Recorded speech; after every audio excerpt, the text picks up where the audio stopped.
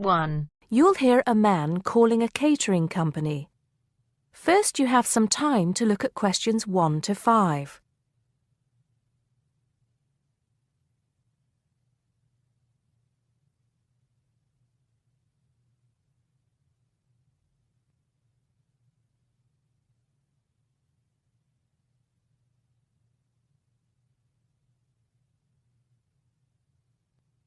You should answer the questions as you listen because you will not hear the recording a second time. Listen carefully and answer questions 1 to 5. Hello, 5-star caterers. Can I help you? Oh, yes. I spoke to you an hour ago about the arrangements for our end-of-term party. Oh, that's right. It's Mr. Saunders, isn't it? Actually, it's Sanders. That's Sanders. Oh, I'm sorry. I'll just get that down correctly on the form. Okay, Mr. Sanders, sorry about that. No problem. Well, I've got the details you asked for, so I thought I should call you back quickly and book. Good. Let's fill in the form, shall we? Great. First of all, can you give me a telephone number? Somewhere where you can be contacted during the day. Yes, it's 445-6786. 445-6786. Okay. And do you have a number where you can be contacted outside of office hours? Well, I'm at work till late in the evening, so use the same number, and if I'm not there, you can leave a message. Thanks. I'll make a note of that. And how many guests shall I put down? Okay, that's changed. So instead of the figure I gave you before of 85, it's now only 50. It's much lower, I'm afraid, because a lot of people can't make that date. That's not a problem. Can you remind me of the date we'd set? Yes, it's the 25th of June. Okay, that's fine. Before you hear the rest of the conversation, you have some time to look at questions 6 to 10.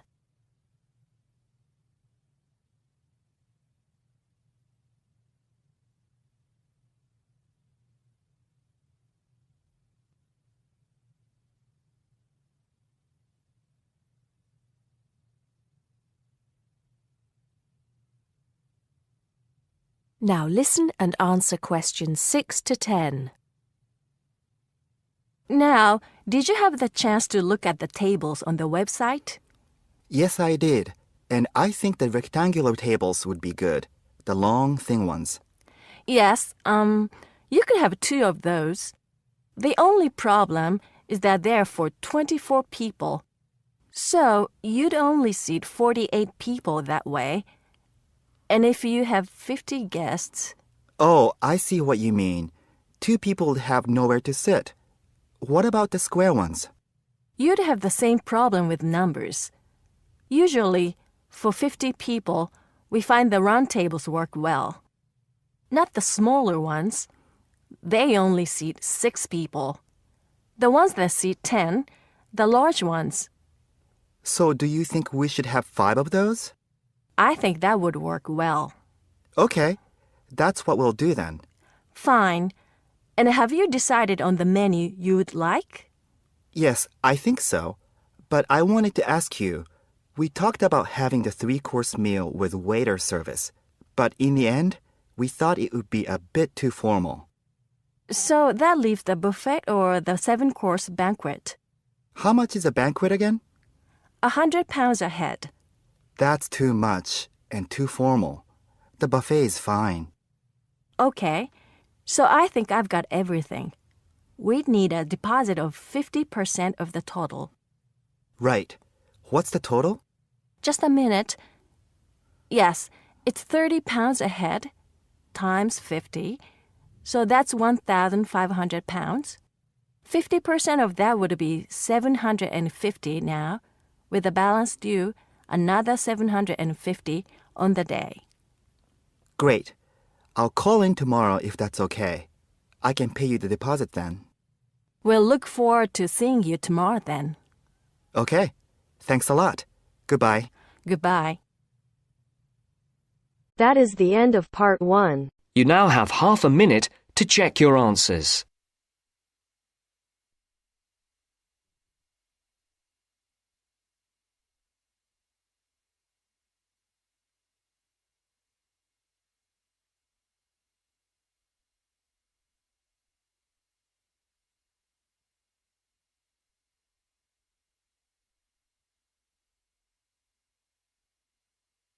Now turns to part 2.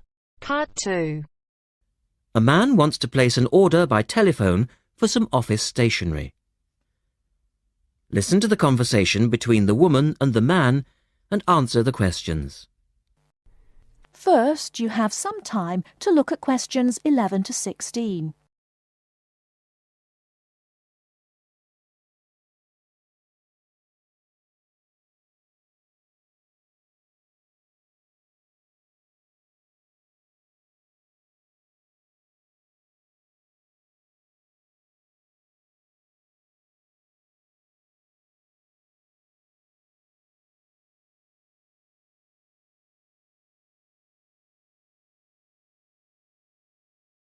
Now, listen carefully and answer questions 11 to 16.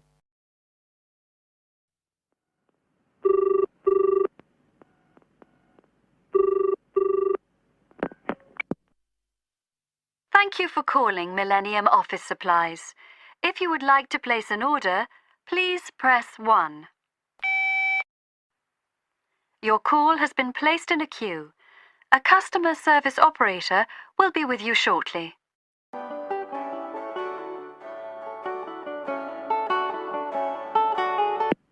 Gina speaking. How can I help you?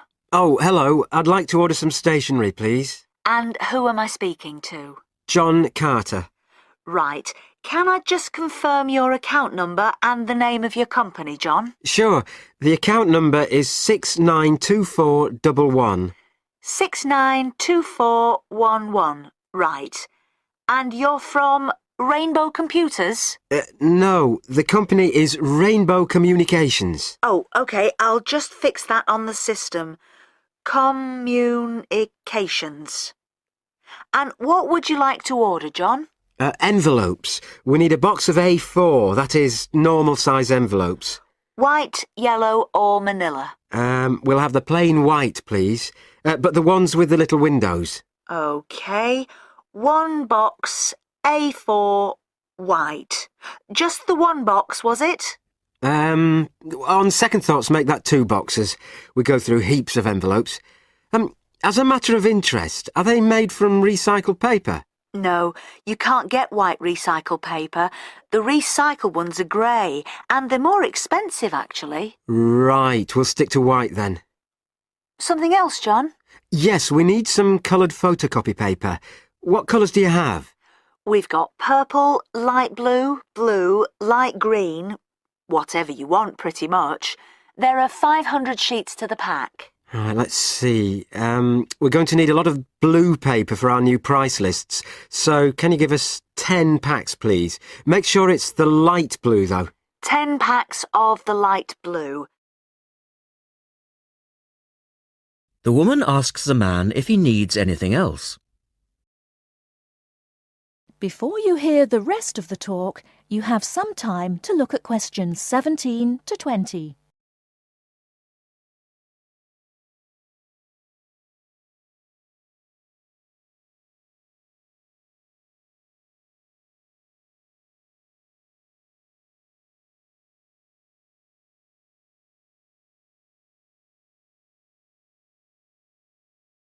Now listen and answer questions 17 to 20. Anything else that we can help you with? Let me think. What else do we need? I'm sure there was something else. Pens, paper clips, fax paper, computer supplies, office furniture? Oh yes, we need floppy disks. Do you have those nice coloured ones? Yes, but they're a bit more expensive than the black ones. Oh, that's all right. I'm not paying anyway. Right. Floppy disks. And what about diaries for next year? We've got them in stock already and it's a good idea to order early. No, I think we're all right for diaries. But something we do need is one of those big wall calendars. You know, one that shows the whole year at a glance. Do you stock those? We certainly do. OK, can you include a wall calendar then, with the other stuff? Just make sure it's got the whole year on the one side. Sure. And do you have a copy of our new catalogue? No, I don't, but could you send one? Yes, I'll pop one in with the order. You'll find it a lot easier to remember what you need if you have our catalogue in front of you next time. Yes, good idea. And when can you deliver this? Should be with you tomorrow morning. Can you make sure that it's not after 11:30 a.m? Because I have to go out at 12. There's only myself here on Fridays. Fine. I'll make a note on the delivery docket that they should deliver before 11:30. Thanks very much. Thanks. That is the end of part 2. You now have half a minute to check your answers.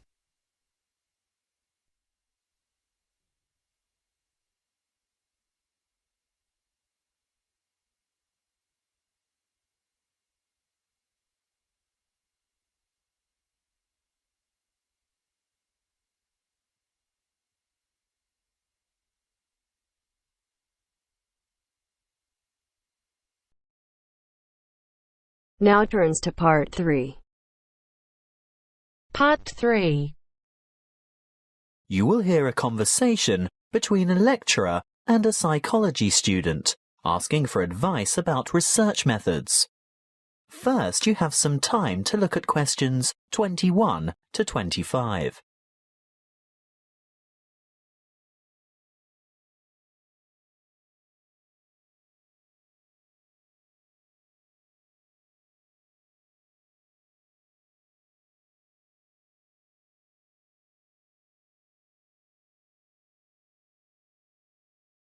Listen carefully and answer questions 21 to 25. Good morning. Now, what is it you want to discuss today? Good morning, Dr. Reed. This assignment you've given us is the first psychology experiment I've had to do, and I'm not sure where to begin or which steps to take. Well, conducting your first psychology experiment can be quite a complicated and confusing process, but just remember that like other sciences, psychology uses the scientific method and bases its conclusions upon empirical evidence. What do you mean by empirical evidence? Well, empirical evidence is established by observation rather than theory. And the scientific method? Oh, yes. When conducting an experiment, you need to follow a few basic steps. I know the first step is to come up with a research question or problem. Yes, a question that can be tested. How do I find an appropriate question? I would suggest one of 3 methods. Firstly, you can investigate a commonly held belief, or what we call folk psychology. I see. So I could examine the belief that staying up all night to study for an important exam can adversely affect test performance. That's right. In that case, you would compare the scores of students who stayed up all night with those of students who got a good night's sleep. I think I could do that. Well, alternatively, you might want to consider reviewing the literature on psychology. You know, published studies can be a good source of unanswered research questions. I'm sure you've read papers where the authors note the need for further research. So I would come up with some questions that remain unanswered. Correct. But there is a third source of ideas. Just think about everyday problems and then consider how you could investigate potential solutions. OK. Perhaps I could study various memorization strategies to find out which are the most effective. That's the idea. Next, you need to define the variables. You know, anything that might have an effect on the outcome of your research. Yes, I remember we learnt about that last week. Yes, that's right. Then you have to develop a testable hypothesis that predicts how the variables are related. For example, students who are sleep-deprived will perform worse in an exam than students who are not sleep-deprived. Exactly. Once you have developed a hypothesis, you must carry out background research. I can use books, journals, online databases and websites. Yes, all of those. I covered the reasons for background research in last Friday's lecture, didn't I? What you have to remember at this stage is to take careful notes and generate a bibliography of your sources. Before you hear the rest of the conversation, you have some time to look at questions 26 to 30.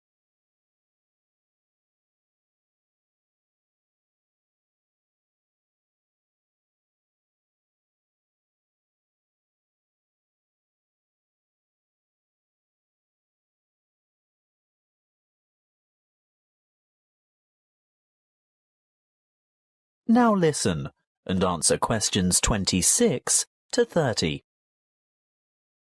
OK, I've got that. Then I'm ready to develop an experimental design. Well, again, you have a choice. There are 3 basic designs, and each has its own strengths and weaknesses. The pre-experimental design does not include a control group, so there is no comparison. What we call a quasi-experimental design does incorporate a control group, but there is no randomization, whereas a true experimental design has both control groups and random assignment to groups. You've also told us about standardization of procedures. Is this where that comes in? Being sure to compare apples to apples? Absolutely. Going back to your sleep deprivation example, the same exam would have to be given to each participant in the same way at the same time, etc. Got it. When selecting subjects, you need to consider different techniques. If you were to go through with your sleep deprivation experiment, you would need to ensure that your experimental and control groups were standardized. That is, all third-year accounting students, for instance. A simple random sample involves choosing a number of participants from a group of similar people. On the other hand, a different kind of study might involve a stratified random sample, where participants are randomly chosen from different subsets of the population. You mean subsets with distinctive characteristics, like age, gender, race, socioeconomic status, and so on? Precisely. Then the next step is to actually conduct the experiment and collect the data. Then I have to analyze the data. I'll be dealing with the statistical methods for analysing data in next week's lecture. Oh, good. I guess all that's left then is to write up the data. Yes, communicating your results is important, and in the next couple of lectures, I'll be covering the format and structure of a psychology paper and tips for writing each section. Thank you, Dr. Reed. I feel much more confident in getting started now. Thank you for taking the time to see me. That is the end of part 3. You now have half a minute to check your answers.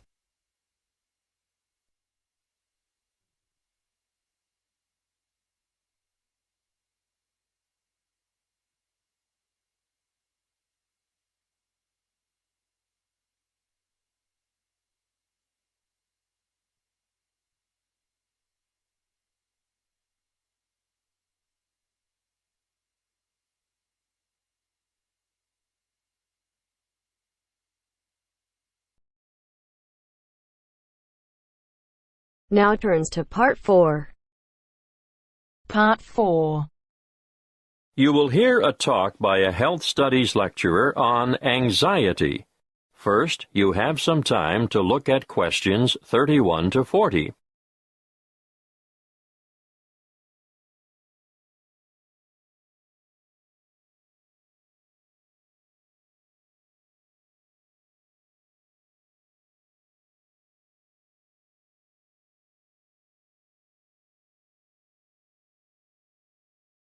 Listen carefully and answer questions 31 to 40. My talk today is on anxiety. Anxiety is something you've all experienced at some time in your life, so you'll know that it's an emotional condition in which feelings of dread, fear, and mental agitation predominate.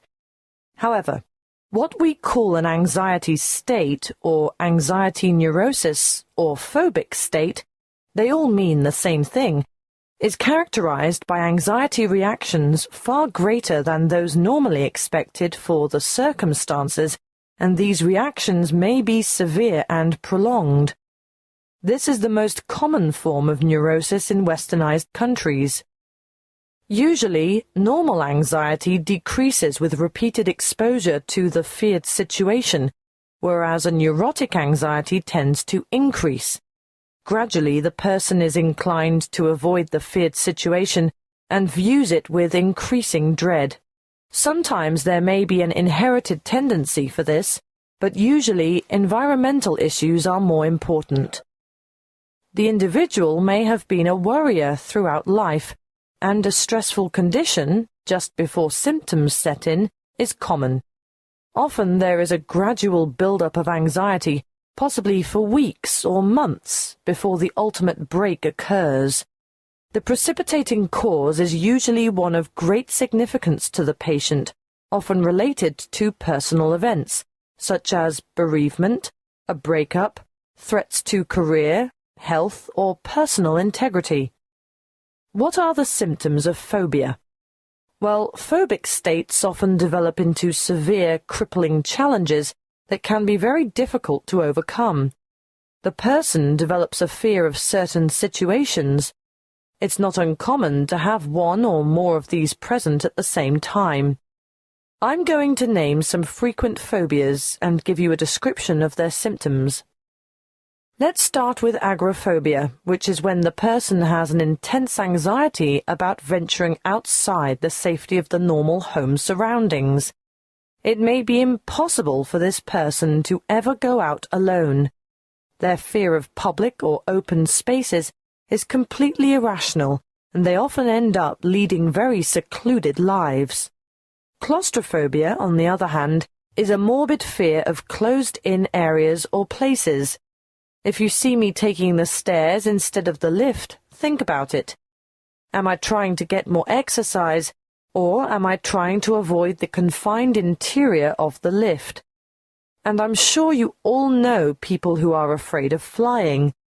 Sometimes it's the fear of being enclosed in the aeroplane itself, and you can imagine how the cramped confines of airline toilets are really bad news for these sufferers.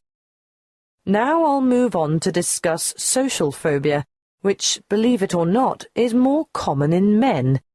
It's an acute anxiety that develops when they are in the presence of others. They feel self-conscious, apprehensive, and embarrassed.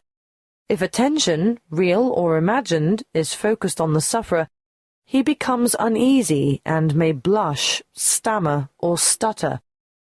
Some sufferers even develop tremors, shaking or trembling movements of a part or parts of the body. Or another very common sign of their extreme discomfort is that they perspire profusely on their palms, under their arms, or on their feet. That brings me to the last one that I want to mention today, and that is single phobia. And no, it's not a fear of lifelong bachelorhood. This one is actually precipitated by an acute aversion to dogs, cats, spiders. You may have heard of the term arachnophobia. Well, it applies specifically to spiders, but any single thing can basically cause a strong aversion. Snakes, frogs, mice, or rats, for instance. I can assure you the list is unlimited. You name it, and someone is sure to have a phobia about it. Some people are terrified of the dark, for example, and I'm not talking about young children here. You'd be surprised how many adults are afflicted in this way. Well, I see our time is up. Next week I'll go into some of the treatments and therapies for phobias that have been used over the ages, and some of the relatively new drugs that have recently come on the scene.